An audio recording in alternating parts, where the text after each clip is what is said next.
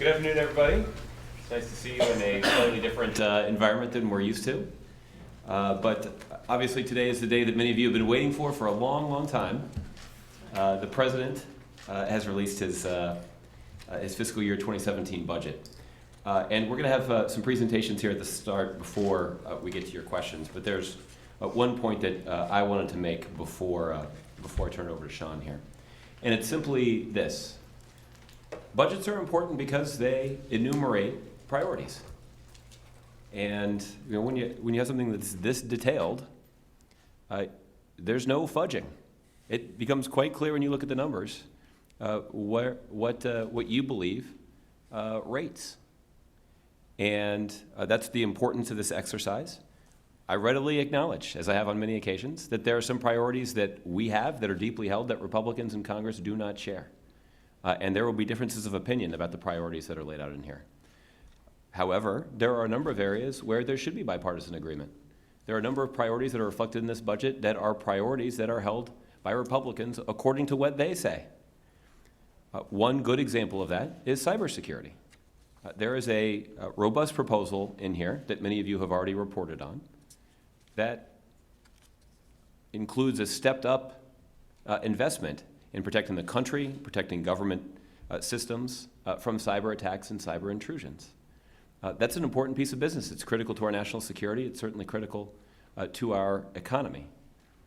That's all the more reason it's unfortunate that Republicans in the Budget Committee won't even have a conversation with us about it.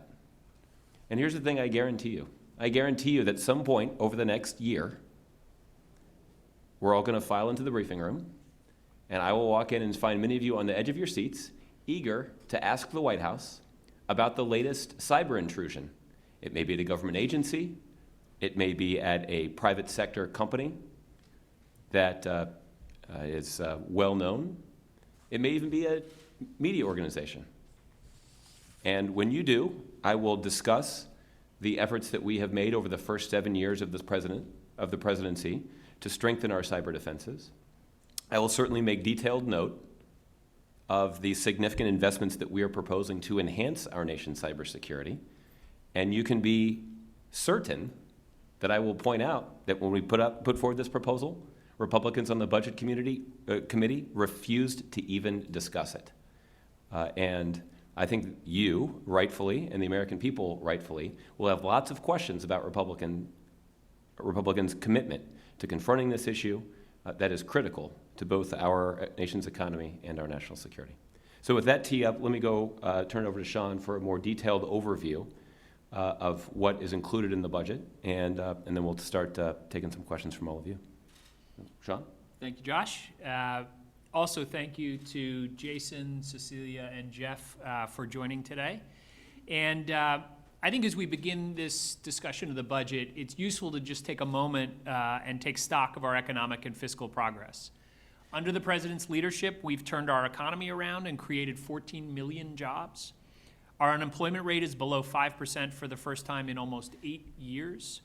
Nearly 18 million people have gained health coverage as the Affordable Care Act has taken effect. And we've dramatically cut our deficits by almost 3/4 and set our nation on a more sustainable fiscal path. It's important to take stock of our progress, but this budget is not about looking back. It is about looking forward. It's about choosing investments, as Josh has said, that not only make us stronger today, but enable us to make progress towards the kind of country that we aspire to be. The President is absolutely committed to using every minute of this last year to make such progress, to deliver for the American people, and in particular, to address many of the challenges he highlighted in the State of the Union. The budget is a path toward meeting those challenges. It accelerates the pace of innovation to tackle climate change, find new treatments and cures for cancer and other diseases, transform our infrastructure, and grow our economy. It makes investments to give everyone a fair shot at opportunity and economic security, including investments in education, job training, support for working families, and modernization of our benefit structure to reflect our evolving economy.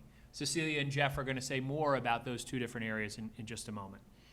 And it advances our national security and global leadership with increased funding for our effort to destroy ISIL.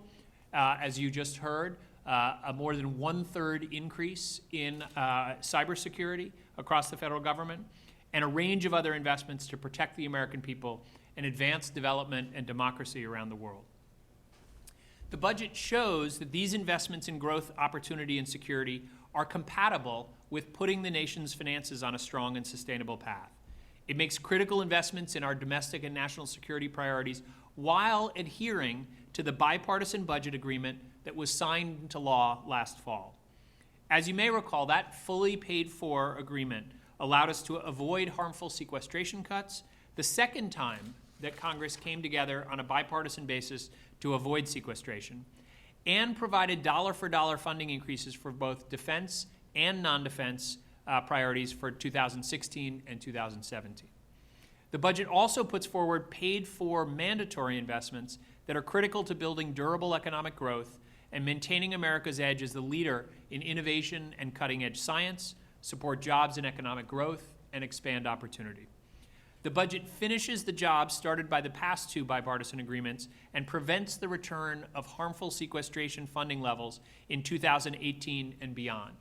It replaces those savings by closing tax loopholes and with smart spending reforms.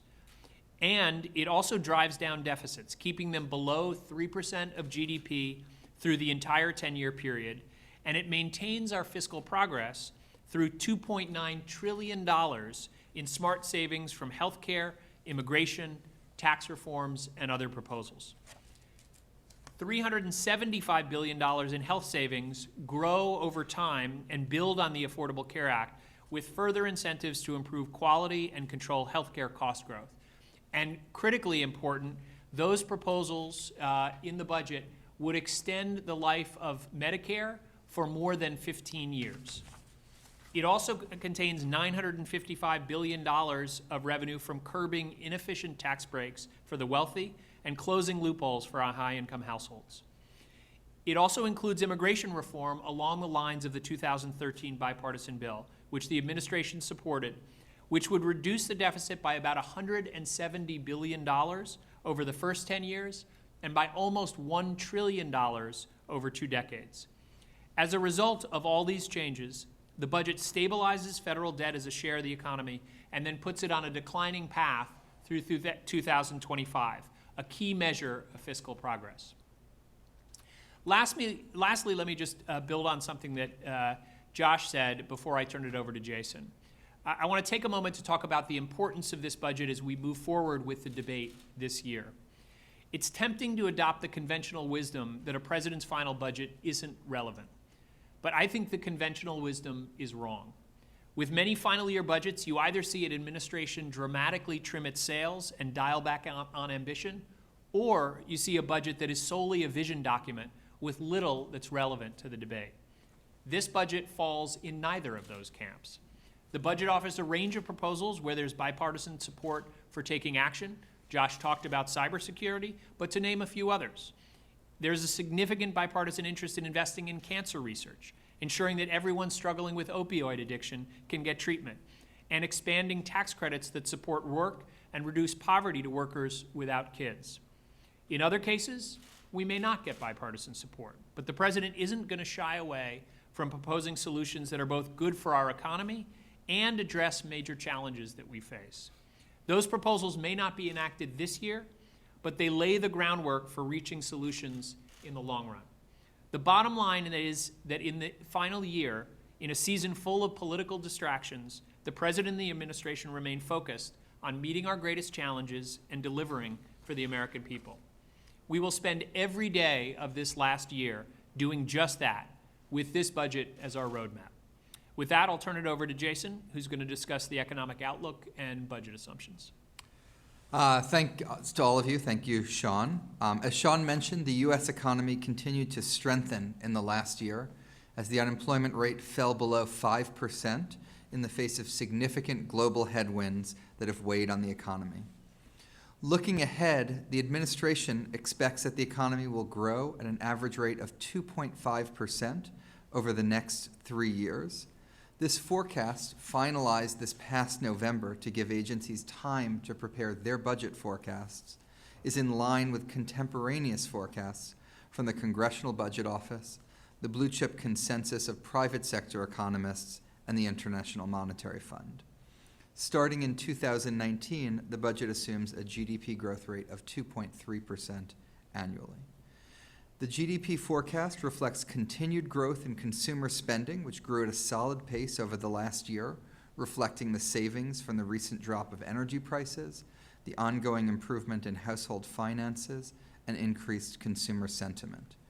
Moreover, both residential investment and R&D grew strongly in 2015, with R&D reaching its highest level as a share of the economy on record, and both have continued room for growth in 2016. And thanks to the budget agreement at the end of last year, fiscal policy has shifted to a moderately accommodative stance as compared to the fiscal drag that had been faced in previous years.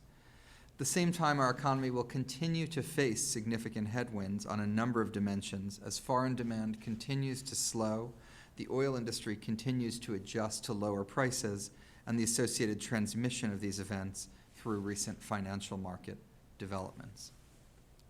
The other notable change in the forecast is a reduction in projected interest rates, with the 10-year Treasury note expected to eventually settle at 4.2%. This projection is slightly more conservative than the CBO and blue chip interest rate projections. These lower expected interest rates also have important implications for broader macroeconomic and fiscal questions. Overall, some of our assumptions are more conservative than the assumptions made by the CBO. Some are more optimistic, but they average out to a very similar outlook for the 10-year baseline deficit. And with that, let me turn it over to Jeff. I just want to do a minute or two on innovation, which, as Sean said, is a cornerstone of the President's budget. And in fact, innovation has been at the center of the job recovery. You see this in manufacturing, for example, where there's been a revitalization in advanced manufacturing, and investments in innovation in manufacturing have helped to create 900,000 manufacturing jobs just over the last 6 years.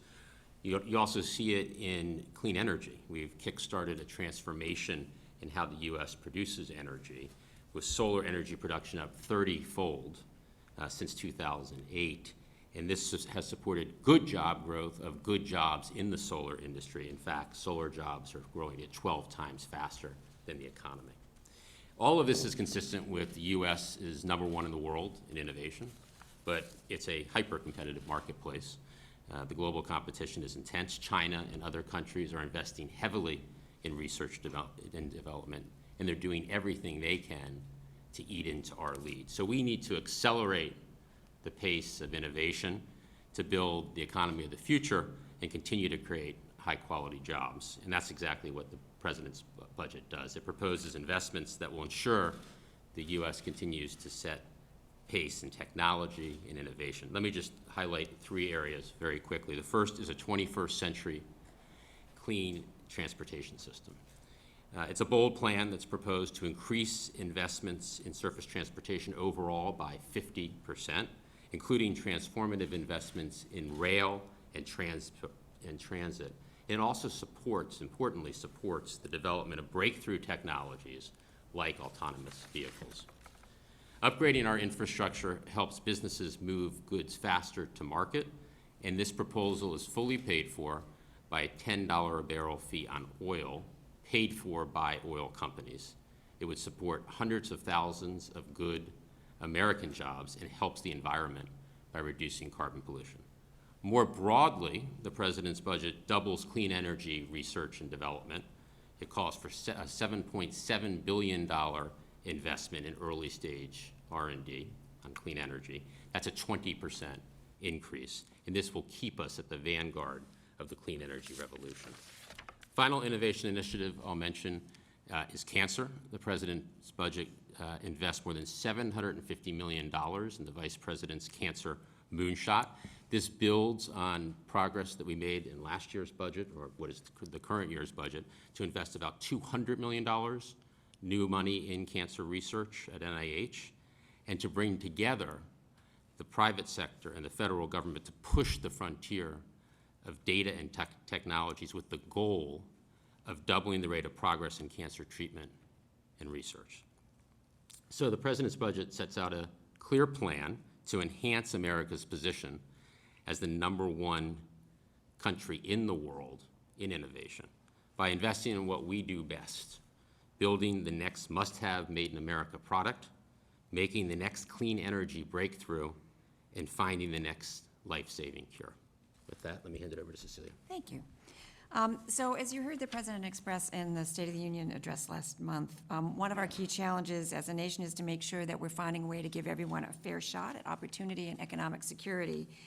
And our competitiveness, as he says, depends on tapping the full potential of all Americans. So this budget makes very particular investments in accomplishing those goals, in particular by supporting education and training opportunities, supporting workers and their families, providing access to health care, and other investments to ensure that we're all able to contribute to our maximum capacity in our country's economic growth.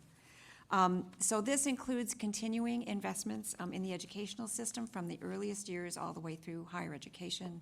So expansions in high-quality early childhood education, cutting taxes for families that are paying for childcare, building out the most effective Head Start programs, including, very importantly, making sure that students in Head Start can attend for a full day and for a full year, and investing in pre-K for all 4-year-olds in the country.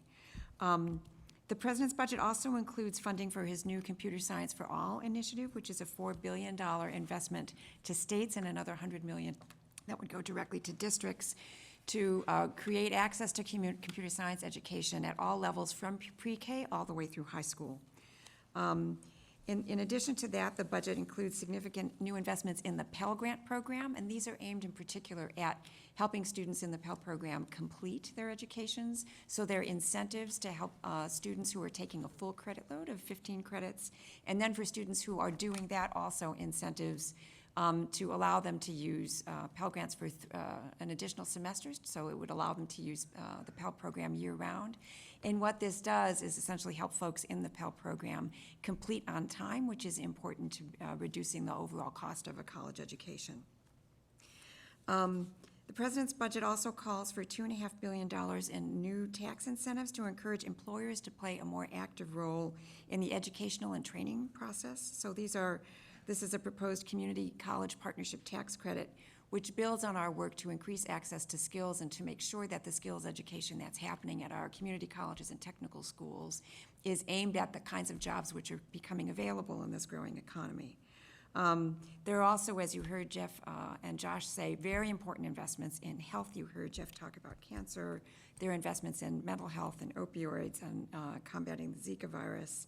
Important investments in child nutrition, in particular electronic benefits to kids in the school meal program so that we can continue their access to food and meals over the summer, as well as using Medicaid data to help with the enrollment process for kids in the school breakfast and lunch program to help facilitate their enrollment and to help make sure that we're feeding kids adequately. So what this all adds up to is a focus on opportunity, on economic security, and really making sure that we're investing in the full potential of all Americans. And with that, let me turn it back to Josh. Great. Okay, let's go open it up for questions. Who wants to go first? Yeah, right in the front. You mentioned a couple areas where you see. Oh, if you'll wait for the mic there. And do you mind introducing yourself? Sure. Matt Nussbaum with Politico. Right. You mentioned a couple areas where you see opportunity for bipartisan agreement, the EITC, cybersecurity. I'm wondering if, based on the vociferous reactions you heard this morning from the Republicans and based on the fact that we're in an election year, what gives the president hope that there's going to be any movement on these priorities and not simply a CR pushing it to who's ever inaugurated next January? Mm-hmm. Well, I'll take a first stab at this, and if anybody wants to weigh in here, they can. I think there are two things that come to mind. The first is there was a lot of pessimism at the beginning of last year about whether or not this administration would be able to make progress on a range of priorities that we identified. Considering that Republicans had just enjoyed a significant victory in the midterm elections that increased their majority in the House of Representatives and gave them the majority in the Senate for the first time in a while, that pessimism was well-founded. But through some perseverance and a willingness on the part of some Republicans to try to find common ground, we made progress on a whole range of things that nobody would have previously considered possible. We got a 5-year transportation bill done at the end of last year. We reformed the No Child Left Behind bill to make sure that we're not over-testing our students. We got a budget agreement that was, thanks to the good work of a lot of people who are sitting on the stage right now, not me, that allowed us to ensure that we would not abide by sequester caps that would undermine our ability to invest in economic and national security priorities. We got the debt limit extended without significant drama or delay. We got IMF reform, something we had long sought. We got a reauthorization of the Export-Import Bank. Most of those were things that Republicans were strongly opposed to. At least they said they were strongly opposed to them. But yet we were able to work aggressively and find common ground with Republicans. None of the bills that I just described were perfect, but they did all reflect compromises. And Republicans who were part of those compromises deserve credit for trying to find that kind of common ground that's in the best interest of the country. So our experience last year gives us some optimism about what is possible this year, particularly when you consider that there are so many opportunities that are ripe for bipartisan agreement. The kinds of things that Sean laid out that do represent bipartisan potential are not things that these are not positions that we are ascribing to Republicans. If you called Republicans' offices, which hopefully we'll do after this briefing, they themselves will tell you that they are interested in things like expanding the EITC program to promote work and give an incentive to workers who don't have children.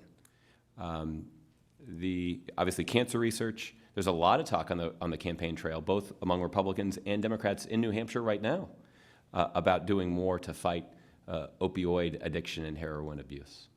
So, and we often talk about cybersecurity. That's actually a bipartisan compromise that was achieved at the end of last year that I failed to mention. There was legislation that this administration put forward at the beginning of last year and urged Congress to pass. It took them the whole year to do it, but they did it. That's a good thing for the country. There's more that they should do, and they did it not because we talked them into it, but because we put forward a good proposal that would actually strengthen the country's cyber defenses. So I think the experience of last year certainly informs our relatively optimistic view about this year, and the fact that we have some legitimately bipartisan proposals that both Democrats and Republicans acknowledge would be good for the country that we can put forward and hopefully work on together. You wanna add to that, Sean? Let me pile on a little bit. It'd be interesting to go back and look at the press releases they put out last year when the president's budget came out. I think the words "dead on arrival" were heard quite a bit. Relevance was questioned, and exactly to Josh's point, not only did we get a lot of wins, in fact, the budget agreement that was struck in October and then the omnibus in December followed the structure that the president laid out. We got 90% of the increased investment that the president called for. It was dollar for dollar on the defense and non-defense side. Those were the two bright lines the president laid out at the beginning on funding. He said, we have to end sequester. We have to do it dollar for dollar, defense, non-defense. And the third thing he laid out was we have to do it without poison pill riders. And in fact, that's exactly what happened, is we defeated the poison pill riders in the deal.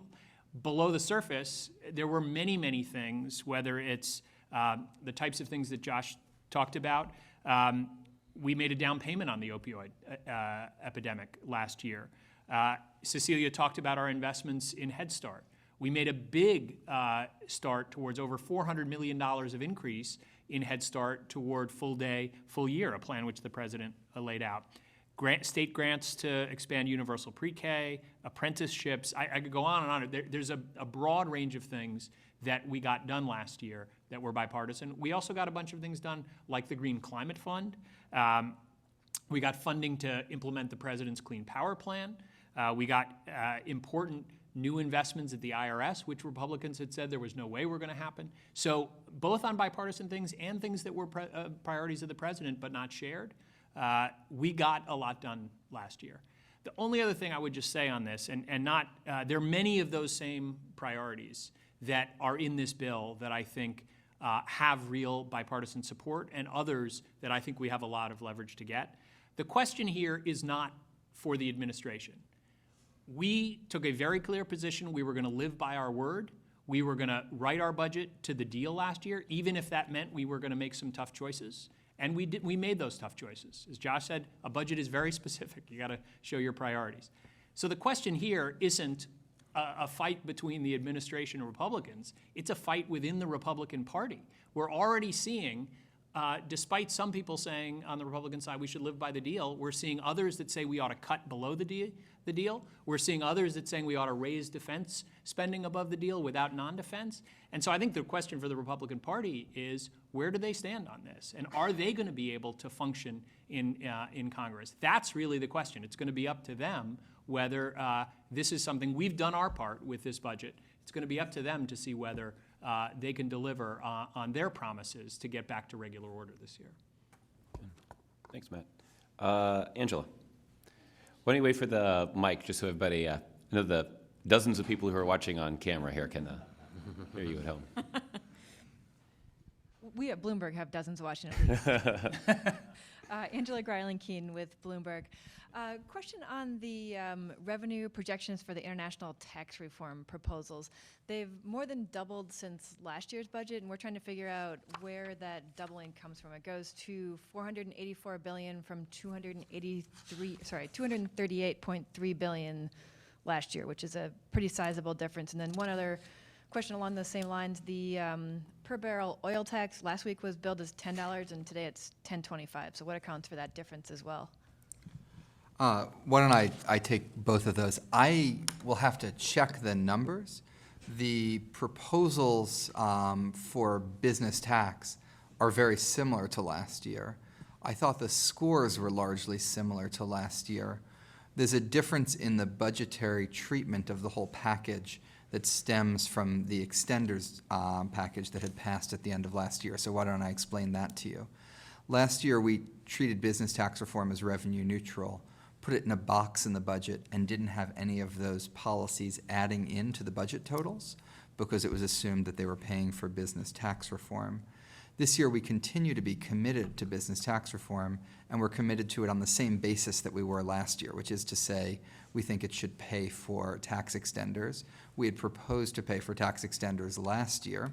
In a compromise with Congress, in order to get things done, we agreed to do last year without paying for them. But if we come back and reform the business tax system, we'd want to make up for that revenue this year. And so the current budget treatment flows through all the different tax loophole closures and structural changes to the business tax system towards the overall budget number, with that goal of being revenue neutral relative to the baseline we had established last year. In other words, paying for tax extenders.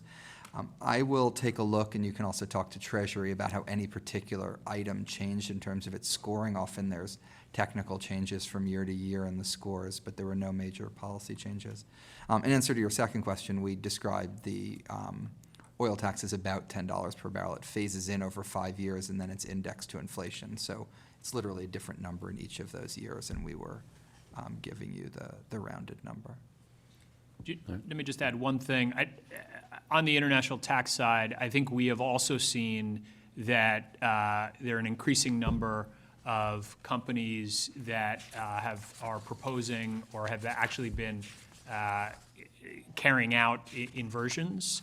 And so one of the things that is contributing, there are other technical issues, but one of the things that's contributing to that change in score is Treasury observing a larger number of companies that are taking advantage of what we think are loopholes that need to be closed. We've taken significant actions with our existing authority, but we're also calling on Congress to move changes to stop inversions as well, and that's something that is highlighted by the change in numbers that you point to. Okay. Mary.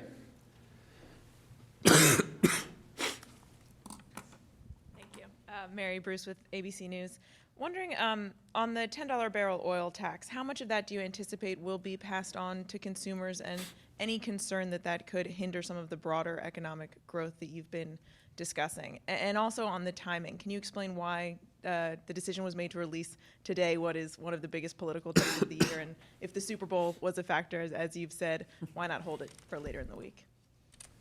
So I think, we all see it on our way to work in terms of roads or airports or transit or rail. Businesses, as I said, are losing lots of money. And paying lots of money and are undermining their position in the global economy because our infrastructure is no longer a source of competitive advantage. In fact, it's a vulnerability. So it's really a hidden tax on consumers or commuters.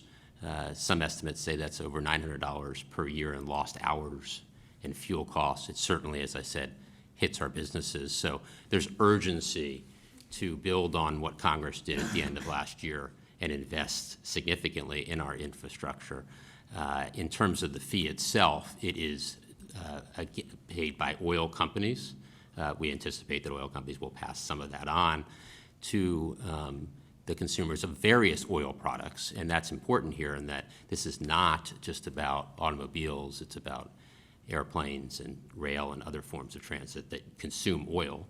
And oil, as I said earlier, is responsible for about 30% of carbon pollution. So this is a strong plan that addresses the fact that we have this hidden tax on consumers and businesses because of the inadequacy of our infrastructure across all modes. And we think it's an important proposal that enhances our competitiveness and, as I said, will save consumers and commuters time and energy costs.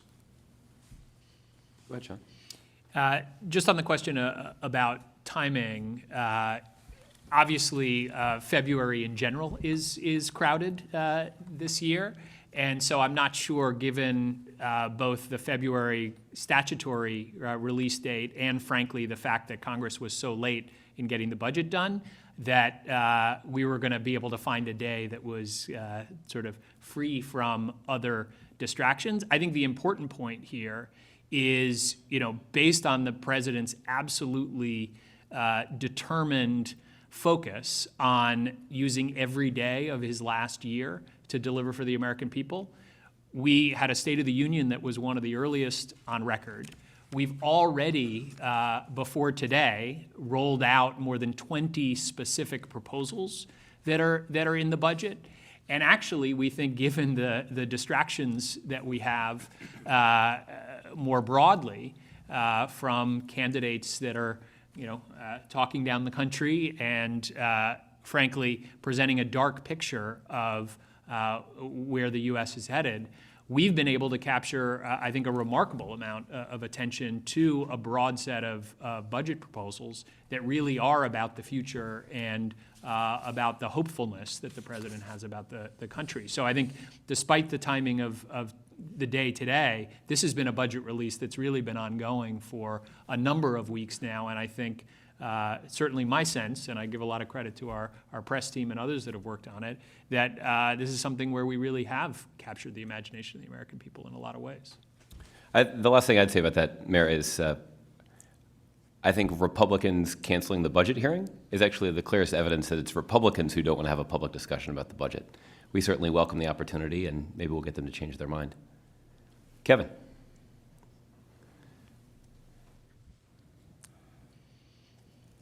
Thanks. Kevin Cork with Fox News. About that, does the lack of an invitation resonate with you in a way that makes you understand that there's not going to be a lot of bipartisanship, maybe not a lot of cooperation coming up in this year? Or am I overreading that? And I think the second question, and you can also weigh in on that if you would, Josh. Second question I would have is there a tax increase in this budget? And if so, what's that level? And last, I noticed that there's a specific read on immigration reform as a means for saving money within the budget. And I'm just curious how that plays out when you consider the lack of the likelihood that immigration reform will actually take place even in fiscal 17. Thank you. Sean, you want to start? Let me take the last question first. Just to step back for a minute, I talked about the broad fiscal progress that we've made under the president's leadership, and that this budget would continue that progress. One of the key areas where we've made enormous progress is on healthcare costs. The president came in and identified healthcare costs as one of the single most important drivers of our long-run fiscal challenges. And through the ACA and a range of other steps that we've taken, we've made enormous progress. Just to give one specific example, the budget makes clear just in the year 2020, we now believe that we will save about $185 billion just in that 1 year because of the slow growth of healthcare costs and better projections since the Affordable Care Act was passed. So enormous progress on what is among the biggest drivers of a long run. But the second thing we have to realize is that a big fiscal challenge we have is keeping our promises to the baby boom generation. The budget goes through, and I won't get into all the details, but we're moving from where just a few years ago we had 3.2 workers per retiree to a place that we can see in the next decade where we'll have 2.4 workers per retiree. And one of the most important things about immigration reform is that it brings in more workers. Those workers contribute to society, they pay taxes, they boost our economy. And these are not just our numbers. The Congressional Budget Office says the same thing. Their projections are that we would save $170 billion in this decade. We've adopted those numbers in the budget. And that savings grows. It becomes almost $1 trillion when you add in the second decade. So immigration reform is not just the right thing to do for families and our economy, it's the right thing to do for our fiscal future. On the point about bipartisanship, Josh was very clear up front that we're going to keep putting out what we think is right, independent of whether we think it's something that will be adopted by Republicans. But we should remind you that there was bipartisan support for exactly the bill that we are adopting in our budget. It passed in the Senate with bipartisan support. And our hope would be that after we get through the distractions and the bombast of this political season, that we could return to doing the right thing for the country. And we think immigration reform is part of that. And in answer to your question on taxes, the budget proposes $277 billion of tax cuts for middle-class families. That helps everything from childcare, with tripling the child tax credit for people with younger children, pro-work by having a tax credit for secondary earners. It simplifies and expands tax credits for college. It expands a tax break to encourage both small businesses to offer savings plans and people to take them up, and also expands the EITC for people without qualifying children, either because they don't have children or they're non-custodial parents. You take all of those together, and the main experience that most Americans would get in terms of their taxes as a result of this budget would be a tax cut for things like childcare, college, retirement savings, work, and low-income households. As part of the deficit plan, the budget does as a whole curb a set of tax breaks for high-income households. One of those, for example, limits the tax deduction and value tax deductions and tax exclusions for high-income households to 28%. That would only affect households making above $250,000 a year. And it's something that my predecessors, Greg Mankiw, Marty Feldstein, Glenn Hubbard, and Alan Greenspan, have all described as more akin to a spending cut, because that's spending that takes place through the tax code for high-income households that's being cut. Another example of that is a loophole for high-income households on their net investment income, which we would propose to close here. So the revenue is coming from high-income households. It's coming from cutting back on tax expenditures, closing tax loopholes, not raising rates. Can I just add one thing to that? You asked about the tax side, but this is a balanced proposal in our budget. As I said, we decided to live by the agreement that was reached last year, and we've made some hard choices. In fact, we have 117 different cuts, consolidations, or savings proposals in the budget. We've talked a little bit about healthcare savings, about $375 billion there, but we've got 15 different proposals that save over $100 billion on program integrity, for example. We have smart savings proposals on everything from crop insurance to a range of other things. And I think it's important to step back.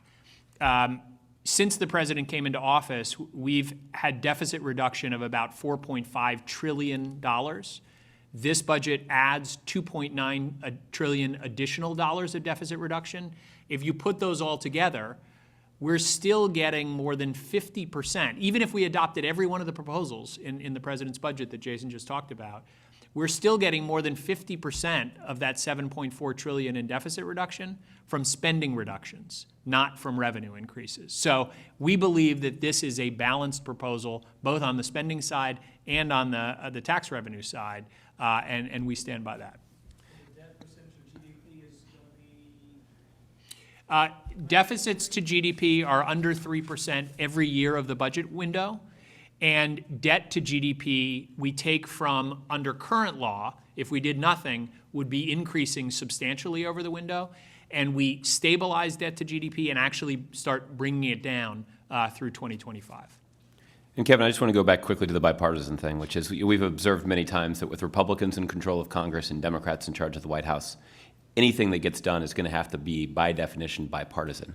So the question really for Republicans at this point is, are they going to do anything? Are they going to use their majority in Congress to strengthen our cybersecurity, to fight opioid addiction, to cure cancer, or are they not?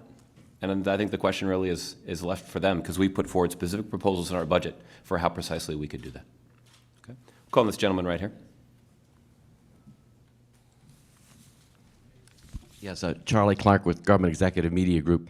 The Republicans seem to want to have a reduction in number of workers in the federal workforce and maybe even abolish some agencies. And I'm just wondering, is the upshot of this budget a net increase in the size of the federal workforce, or as they would call it, the size of the government?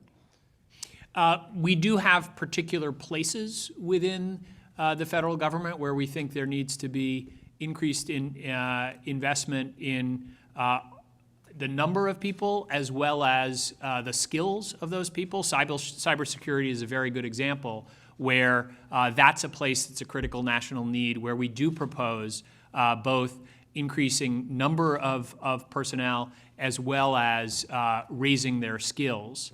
We have a $62 million investment as part of the cyber plan that the president announced today that really goes to this workforce piece of the issue. But we have other places, for example, the Veterans Administration, where we continue to enhance the number of people we have there to respond to what is really a wave of veterans that we are bringing back from overseas. And that's a sacred promise that the president has made. I would also point to another example of a place like IRS, where the cuts from the Republican Congress had been so deep that we got to a place last year where we were only answering 40% of taxpayers' phone calls, 40%. Now, we had a win in the budget last year where we got almost $300 million of increase.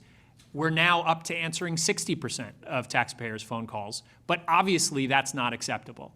And by the way, we're losing billions of dollars of revenue from taxes that should be paid, that are due to the federal government, because we don't have the personnel. So there are clearly places where we do need more workers, but there are other places where we're making smart changes and finding efficiencies. And overall, what we see is just a small proposed increase in the federal workforce overall when you balance those together. Okay. Yes, ma'am, right here in the front.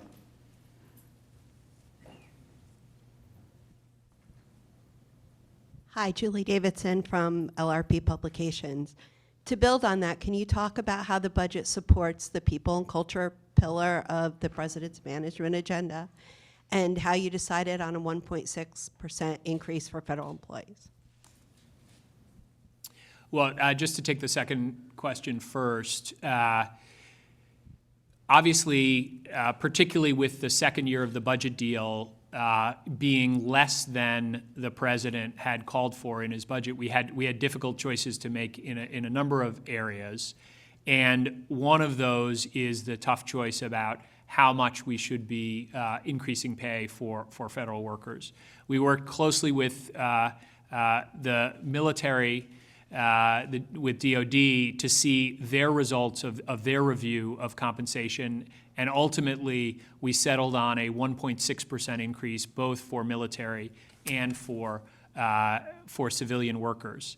That is something that obviously builds on the progress that we've made, the progress on our deficit and our progress more broadly economically, and allows us, as opposed to in past years where we had a freeze and then a 1% increase, and then for 2016 a 1.3% increase, we're obviously making progress here. I think it also is important to recognize that inflation overall has remained very, very low. And in fact, to the point where we're starting to see significant wage growth. I think the best, I'll turn to Jason here, but the best 6 months of wage growth that we've seen of the recovery over the last few months. So I think this represents progress in terms of paying government workers what they deserve, but also one where, you know, we did have some tough choices to make. The only other thing I would just say in terms of other critical investments that we're making, our people are one of the single most important assets that we have in the federal government. And we do have major investments in training, in employee engagement.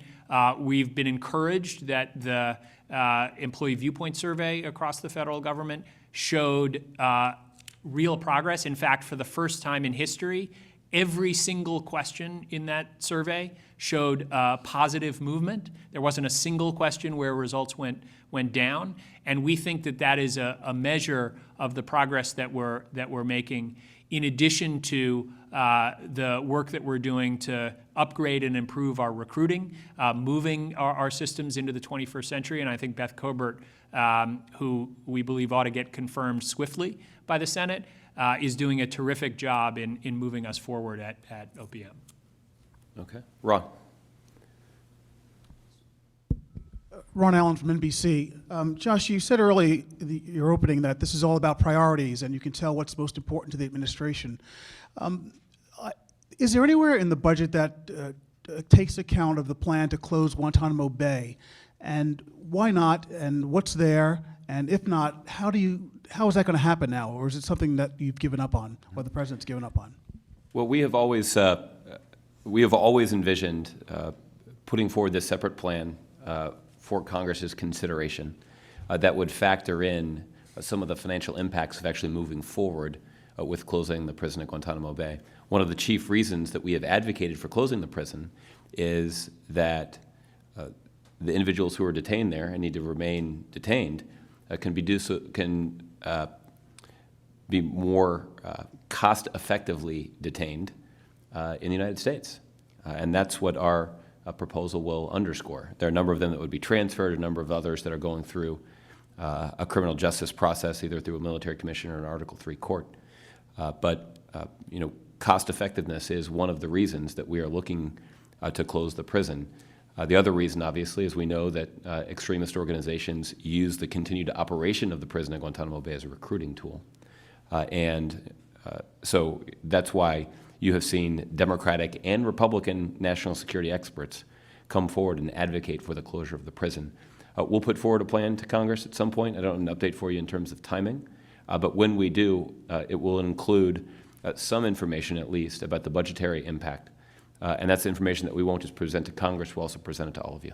Again, but why not put this in your budget, which, as you say, is your statement of your most cherished priorities, and that, as I understand it, is one of the president's...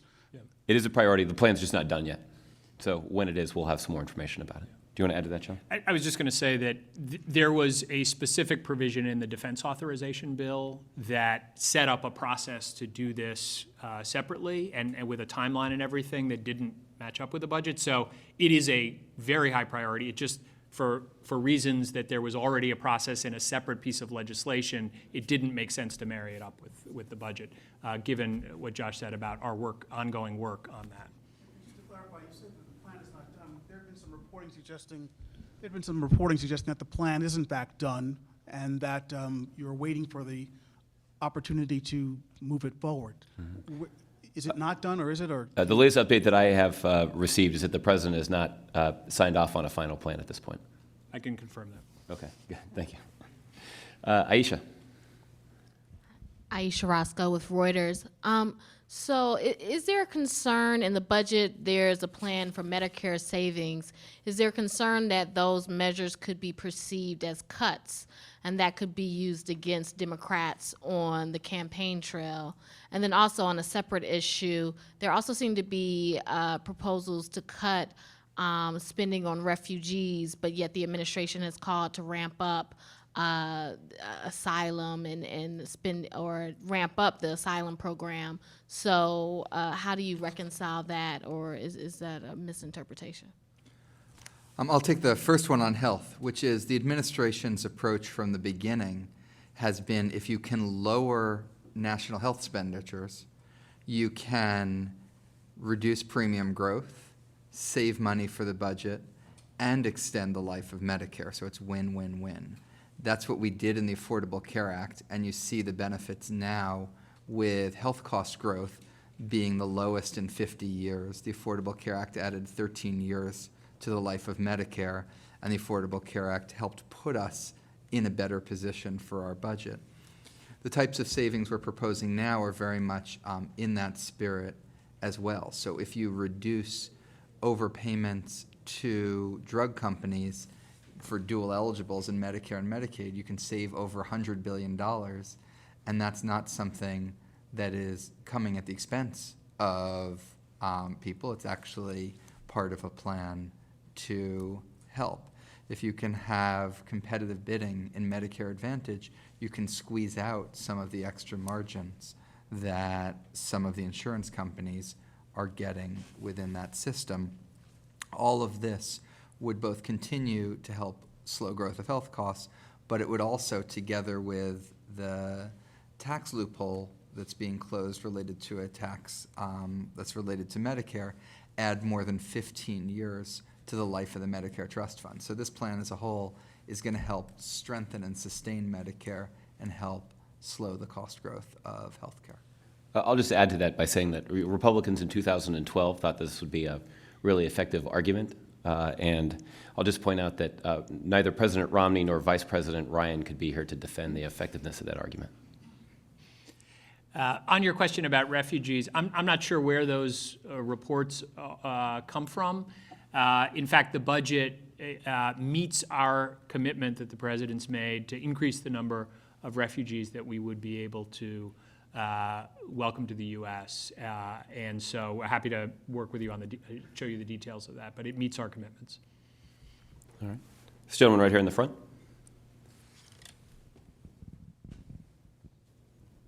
Dylan Matthews at Vox. Traditionally, the EITC proposal from the administration for single adults has been financed through closing the carried interest loophole and some other sort of revenue raisers.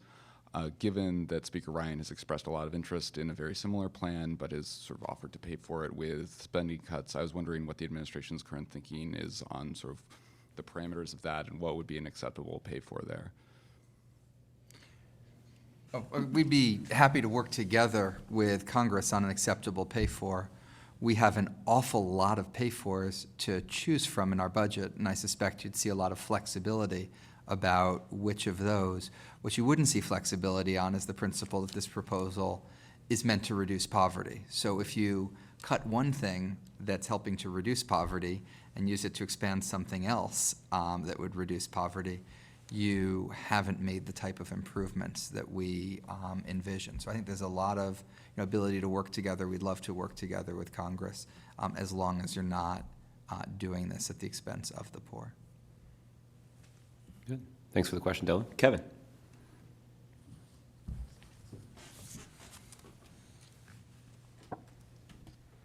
Kevin Fracking with the AP. The baseline deficits worsened by about $1.8 trillion over 10 years. Could you go into some of the factors about why that is? So we have, as I think Jason laid out at the beginning, a few that are the most important changes between the baseline from last year's budget and this one. First, The tax extenders deal that was completed at the end of last year did raise deficits by a few tenths of a percent alone, just that one package. And while we agreed with a number of the extenders that were made permanent, and then they had been part of our business tax reform plan, as Jason said earlier, we were not in favor of doing that unpaid for. We felt that there should have been a comprehensive plan on business tax reform. And so what we are doing in our budget this year, and it's one of the reasons why we're able to stabilize debt and actually bring it down over the 10-year window, is because we continue to propose comprehensive business tax reform that would offset the cost of the tax reform, the tax extenders that were done at the end of last year. That's the single most important change from last year. There are also changes in the economic assumptions that I think really point to the critical importance of many of the investments that we've talked about in terms of growing opportunity. One of the things we haven't talked about, which the president really emphasized in his State of the Union, was that we have to modernize our system of supports for workers. And we're proposing an unemployment insurance package of changes that includes a wage insurance proposal that's proven to help workers get back in the workforce more quickly, reconnect to the workforce, and ultimately be better off. That's another example of something that ought to be bipartisan if Republicans are willing to work with us. And one small point to add, the baseline deficit projection is worse, as is the CBO, and us and CBO are quite similar in that regard. We've also proposed more deficit reduction this year, so the deficit you get to under the president's policy is similar to what it was last year, which is to say consistent with the below 3% of GDP and consistent with the debt on a stabilized and on a declining path through 2025, just like it was last year. And you also spoke about the dwindling number of workers per retiree, which would seem to be an argument to deal with Social Security. But there's been no mention during this session about dealing with the Social Security Trust Fund and its solvency. Could you go into why we're not addressing that and why that's become less of a priority for the president during the tenure of his presidency? Sure. First of all, I would point your attention to the budget includes a long-run outlook, the deficit and debt over the next 25 years. That's the same window that CBO uses for its long-run outlook. And that shows that the deficit remains below 3% of GDP even in the out years. And at the end of that 25-year window, the deficit is actually shrinking as a share of GDP.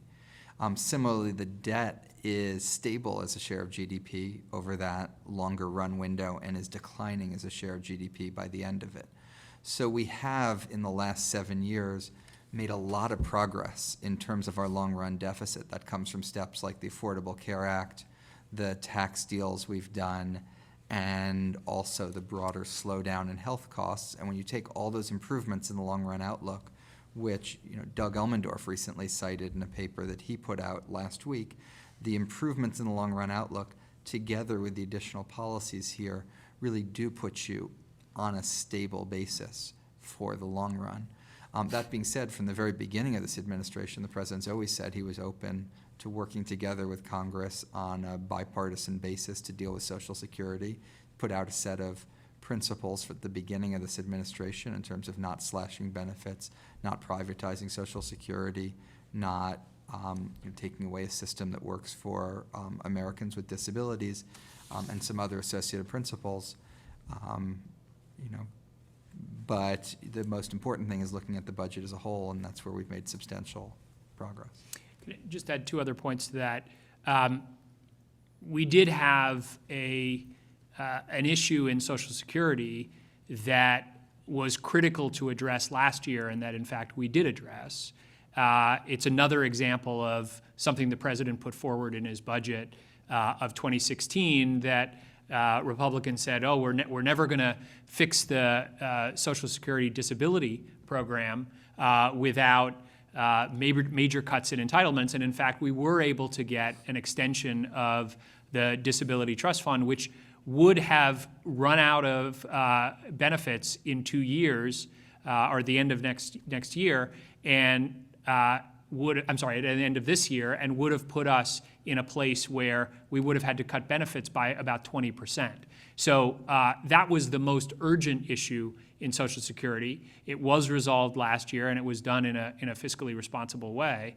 But I would also say, and this builds on Jason's point, if you look at the long-run challenges that we have on the fiscal side, Social Security is not a major contributor to that challenge. But the other thing I think is important to recognize is immigration reform. Again, this issue of how many workers do we have paying into Social Security relative to the number of retirees.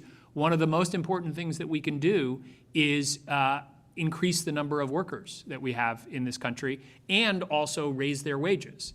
And all of that can help us stabilize. And in fact, CBO says, and Social Security actuaries say, that immigration reform is an important contributor to strengthening Social Security. So I don't think it's right that we don't have policies in this budget on this issue. I didn't mention it specifically, but it's one of the key things that immigration reform would be to strengthen Social Security.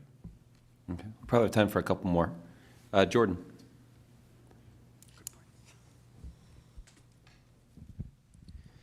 Thanks. Jordan Fabian from The Hill. I was wondering, Democratic leaders are going to be here meeting with the President and Vice President for the second time in 3 weeks. And I know that there's been a lot of back and forth between you guys and Republicans on the budget, but I was wondering if there's any thought put to having a similar meeting with Republican leaders to advance some of the proposals you say there's bipartisan support on, like EITC and those other items. I know they were here last week, but wonder if there was any thought to giving them a separate meeting to drill down on those. Yeah, I mean, we'd stand ready to have additional conversations with them. The one that was scheduled has already been canceled by the Republicans who chair the House and Senate budget committees. So we have to sort of see a willingness on the part of Republicans to discuss these issues, but we obviously are eager to do so.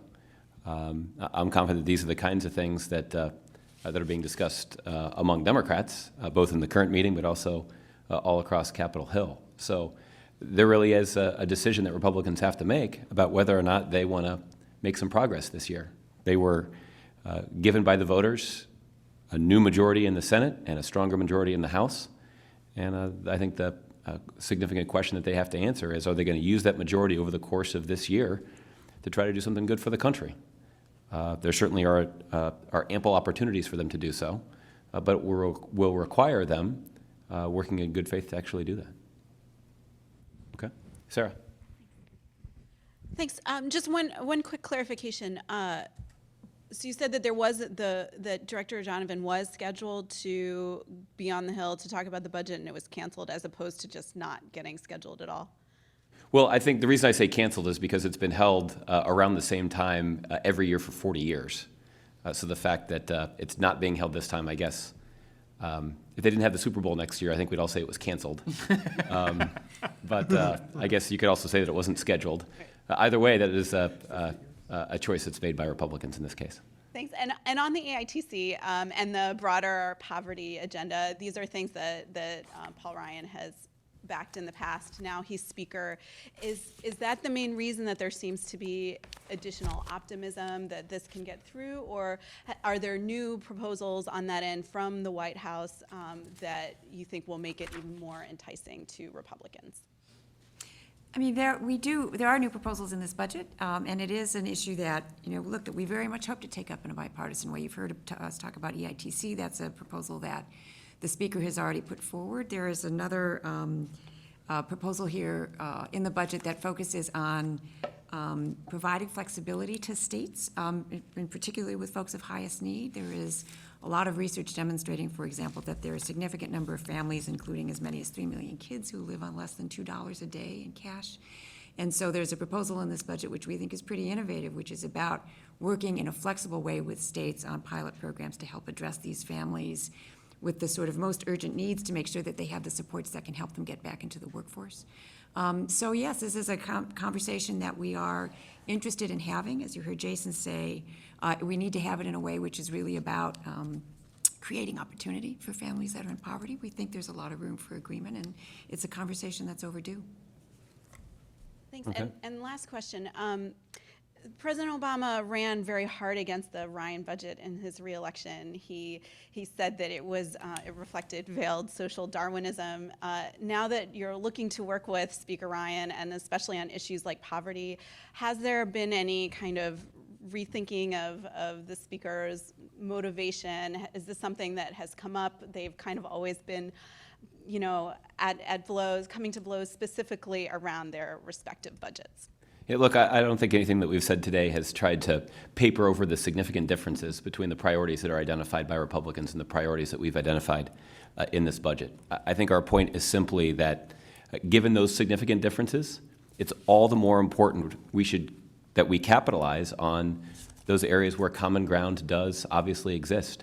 Cecilia was talking about the EITC. That's a good example of one. Cybersecurity is another good example of that. Investments in new research that would lead to a cure to cancer is another one.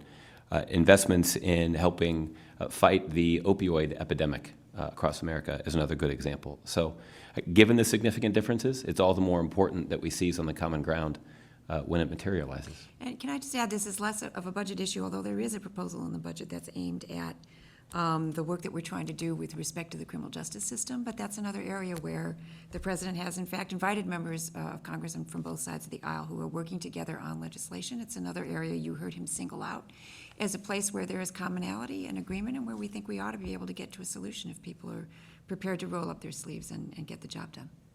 It's a very good example. Sorry, I left that out. This gentleman's been very patient. Why don't I give you the last one, sir?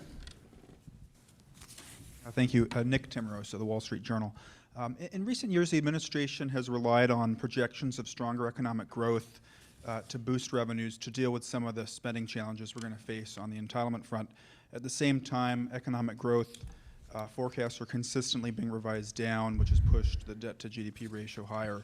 So my question is, if growth continues to disappoint relative to forecasts, does that leave the next president with less flexibility for new investments without raising taxes? And if the U.S. economy were to fall into recession, is fiscal policy tapped out? I think that's probably for me. Thanks, Nick. My microphone was red for a reason, Jason.